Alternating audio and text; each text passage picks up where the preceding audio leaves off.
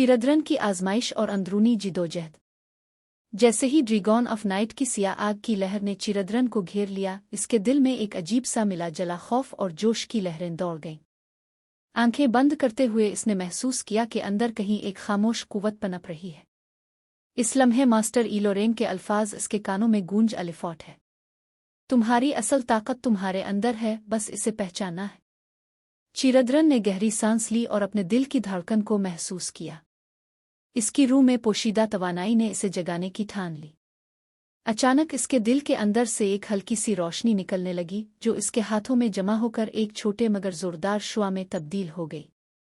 इस लम्हे इसे मालूम हुआ कि अंधेरे के मुकाबले में सिर्फ इसकी अंदरूनी रोशनी ही इसका दिफा हो सकती है। मास्टर इलोरे ने इत्मीनान से देखा और नर्म लहजे में कहा, यही तुम्हारी पहली आजमाइश थी चीरद्रन।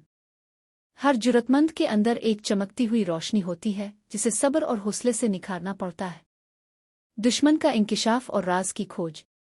जब चीरद्रन ने अपनी रोशनी की कुव्वत को पहचाना तो ड्रैगन ऑफ नाइट की चीखें और अंधेरी ताकतें और भी जोर से हमला आवर हुईं। वो सिया मुज़महिल शक्ल सिर्फ एक भयानक मखलूक नहीं थी, बल्कि एक कदीम दुश्मन की नुमाइंदगी कर रही थी। इलोरेन ने चीरद्रन की तरफ देखा और बताने लगा, ड्रैगन ऑफ नाइट सिर्फ एक ज़ाहिरी दुश्मन नहीं है। ये इस अंधेरे का मुजस्सम रूप है जो सदियों से इस दुनिया और तुम्हारे गांव अलिफालमोन के दिलों में छुपा हुआ था। इस दुश्मन की जुड़ें इतनी पुरानी हैं कि इसकी बुनियादें वक्त के धुंध में खो चुकी हैं। इस दौरान किले के दीवारों पर माजी की भोली बसरी यादें झलकने लगे। कदीम तहरीरों और नकूश ने यह किस्सा बयान किया कि एक ज़माना ऐसा भी आया था जब रोशनी और अंधेरा एक साथ रहते थे, मगर किसी भारी नुकसान के बाद अंधेरा सर बुलंद हो गया।